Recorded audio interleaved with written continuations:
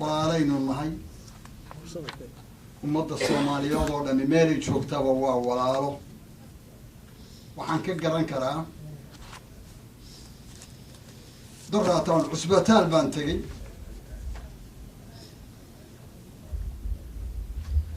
transportkii wixii way iga xumaadeen dibadaan u soo baxay meel baan fadhiistay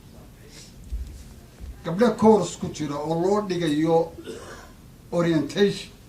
gabadh Soomaaliyeed baa ku jirta way ka soo dhex baxdo waa iitin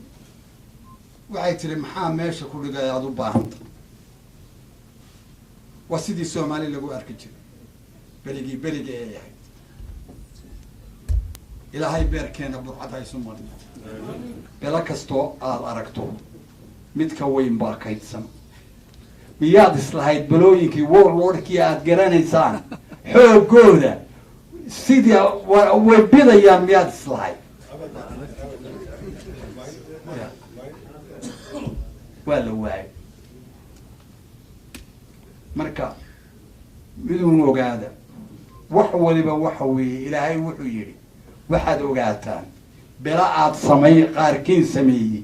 oo iyaga aan ku ekaanayna inam dhammaynaysa tii baa ina haysa maxaa yeelay ilaa 20 sanadood baynu waxaanu u dulqaadanayno nin daalina waxa uu samaynayo inagoo dareensan inuu qabiilkaaga ama qoyskaaga yahay oo waxa laala wuxuu sameeyaa aadan ka qabanay tii baynu ku baaba'nay welina dabadaynu hayna ilaahay xaqa hayna garansiiyo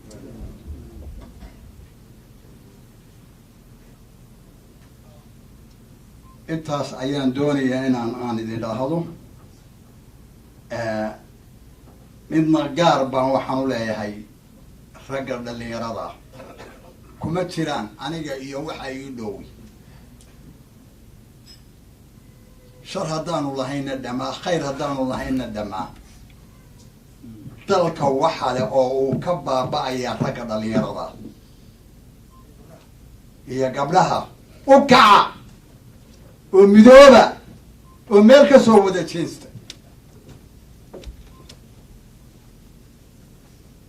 seven waad garanaysaa iga daahod yaan baxsan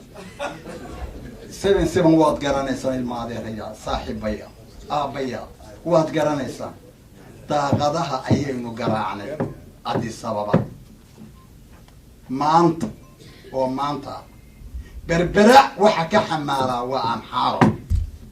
xamaaliga berberaan ku sheegay takada berbera iska daa wax ka geelihii waligii xaawiya aadan wiilkii bedeli jiray waa laga saar waxa inaga iska rabsiinay inaga heerka isgaarsiinay it's never too late arka ka cameesha bi waaye oo midooba